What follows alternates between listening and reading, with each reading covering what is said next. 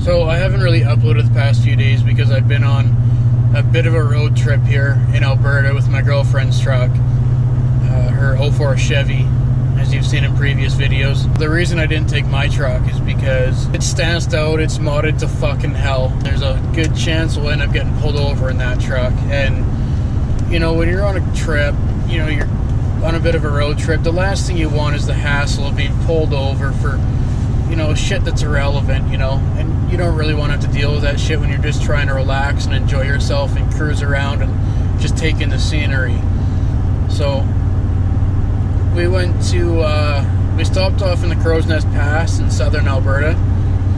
We did the Frank Slide Interpretive Center, where the Turtle Mountain fell down there about 100 years ago.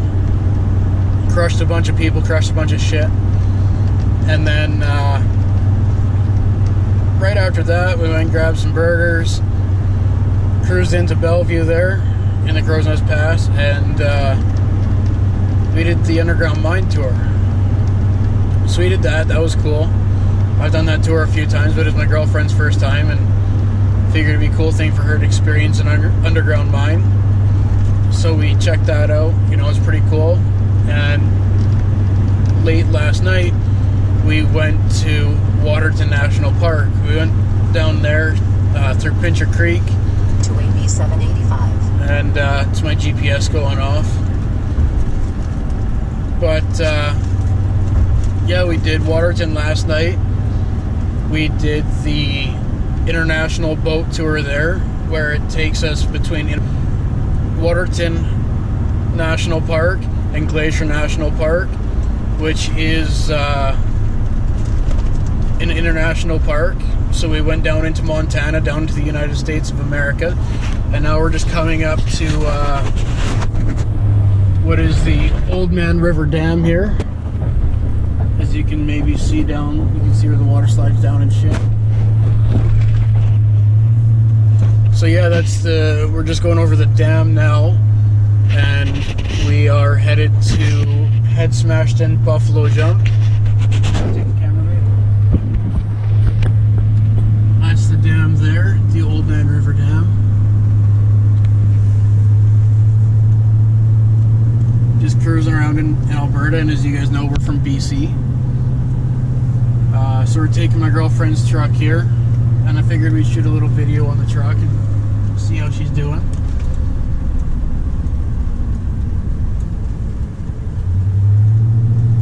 I think I'm still going the right way.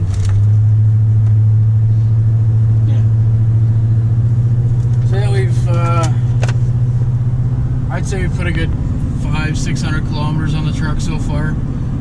And a lot of people say that these 6-liter Chevys are pretty shitty on fuel. Well, let me tell you, this one is not. This 6-liter Chevy with 308,923 kilometers. Holy fuck, that was a nice Chevy. And a nice dog in it. This one's got, you know, just shy of 309,000 kilometers. And it's amazing on fuel.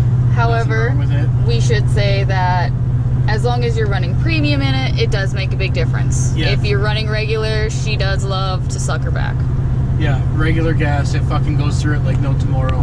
But premium fucking down there takes a month to get rid of a tank. Fucking gas will go bad before you run out of it in this truck. But I'd say we've done, I don't know, a few hundred kilometers so far, and we filled up yesterday when we were at a quarter tank, and we've only used another quarter now. So, you know, only using a half tank for as much driving as we've done isn't too bad at all. And I've been honky-tonking a little bit. Any of you who've driven a 6-liter Chevy knows that it doesn't have a whole lot of get up and go once you start getting up into the hills. You know, you're struggling to do 130 climbing a hill passing a guy. Whereas my Ford, I'm struggling to keep it under 130. But on the flat grounds here, shit, you can go as fast as you want in this truck. And you know what, to be completely honest, it's not even all that fucking bad on fuel. Like, it's, I've been giving her sometimes, and fuel's awesome. You know, this truck's great on fuel. Everybody's been telling me, you know, you're gonna hate that truck, it's gonna suck on fuel. No, you know what? Honestly, it's better than the old Duramaxes. Doesn't have as much pulling power as the old Duramaxes, but it's fucking damn near better on fuel. Ooh. Hit a gravel road here. You can see we got all the twirly decks here. Fucking windmills. Very Ontario. Have you told them about our 150 thing? Oh yeah, we got this Canada 150 thing. We got one for each of our trucks. I do a lot of traveling for work, as you guys know. So I go through a lot of the Canada's national parks. And instead of paying, you know, I got this Canada 150 thing, and it lets me go through the parks for free. Just swipe it through the little credit card reader thing, and the gate opens up. And we used this one last night when we went into Waterton.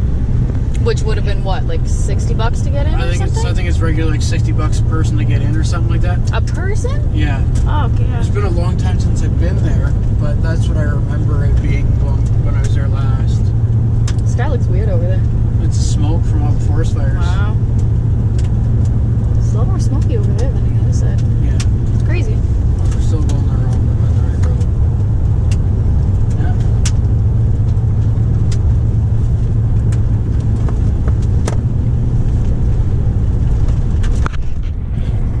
Yeah, so we're just cruising the Alberta 1 kilometer gravel highway. onto AB 785. You can see all the smoke over there from all the forest fires we got going on here.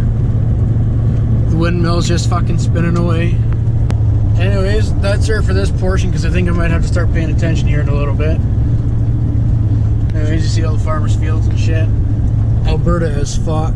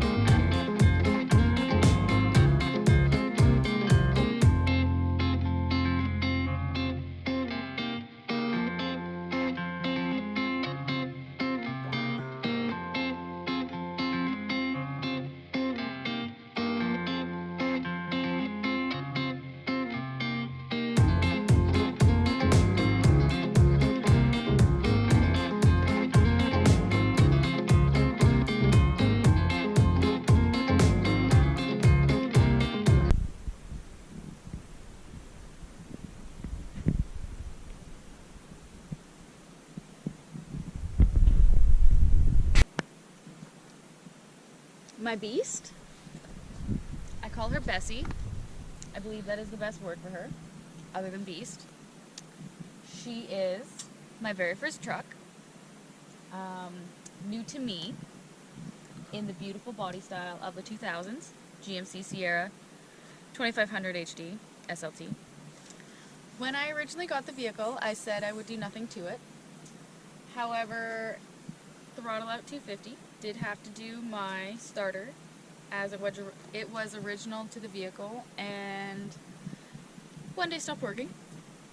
It was a little bit of a bitch of a job, but it got done, so that was quite amazing. We did also do the mirrors, which I had to get a little convincing on, but holy shit, do they make a difference. Get on a road trip just this weekend and drove it for the first time at night actually, and they're blinding when you're turning. It is insane. Definitely keeps you up by that in your face. What else have we done? We did... One thing I should mention, there's no holy shit handle over here. I had to learn the hard way after a couple months that it is not strong enough for me to get into it. So, I had to adjust the getting in skills to this, which is a terrible faux pas for truck owners, but everybody does it anyways, and it's an HD truck, so I feel like it can handle it. Grab the steering wheel a bit, but whatever, everybody does it. It's real life, get over it. So we did the deck. Originally, it ate my battery, meaning it wasn't installed properly in a Walmart deck. They didn't ground it properly, so I always had to pop it out, and it always pulled from the battery. So I took it into a friend at a local car shop, and he wired it properly and installed my deck for a good price, and I trust him, so I know it's going to be good work. It now shuts off every time I turn my vehicle off, which is amazing. Feels like luxury. Other than that, so far we've done nothing else other than the new battery, which needed to be done. Future plans. So after this trip, we knew brakes needed to be done when we got the truck. Brakes still need to be done.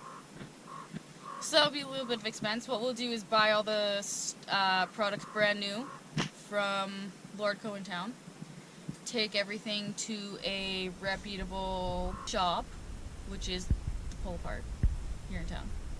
But they're amazing, exceptional guys. If you guys ever have one, take your vehicle to them for work. They're exceptional guys, honest, trustworthy.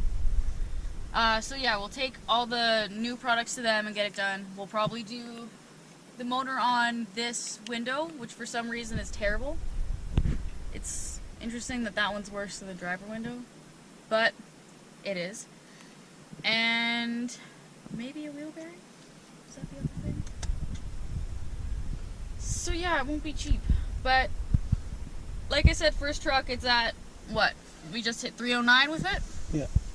A little over 309, so it'll need some work. It just needs some TLC. It's not anything major, but It's got a few miles.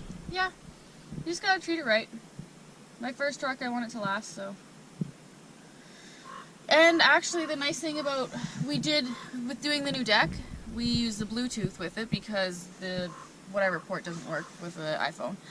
But the Bluetooth even sounds amazing with the Bose speakers, which is great because I was told that Bluetooth doesn't always sound exceptional, but it's really, really good. The sound system in here is great. Other than that, running boards, I'm not sure about. Anybody's opinions on running boards, you could let us know. Like I said, the seat's already ripped. I feel like it can handle me and my, huge, massive weight pulling on the steering wheel every time I get in, so.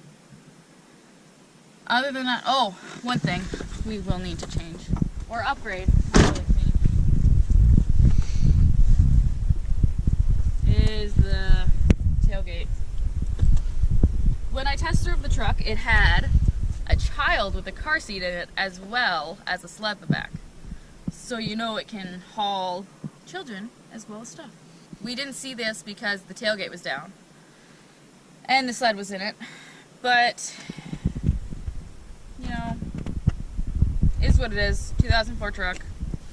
This is mine doing, obviously, because as you've seen, our dogs are freaking beautiful. Other than that, little rust here and there. What is to be expected? Classic Chevy cab corners rusting out. Yeah. And under here, this was like it when I got it. I don't know what that was from. All the bugs that we acquired from this beautiful trip. This one's a good one. Don't know what that was. Anything that anybody's done to their GMC Sierra that they love. Like we said, the fuel mileage on this, we were a little torn, but holy shit, it is just beautiful. It's a great truck.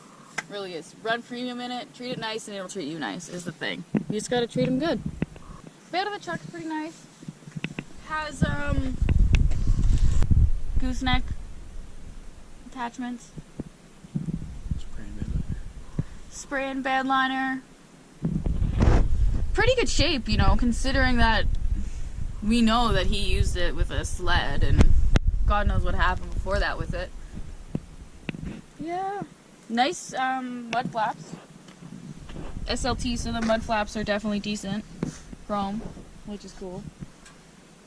It's basically my height, which is also cool. I saw these stickers online, these vinyl stickers that you can get for your vehicle. I said, no, this isn't my husband's truck. That is valid, because I do get some looks driving this. Oh, one thing I should show you guys, one of my newest additions, is this decal in memory of Tanner Nielsen, who was my boyfriend's co-worker that recently passed under tragic circumstances. Newest edition. Wear it proudly.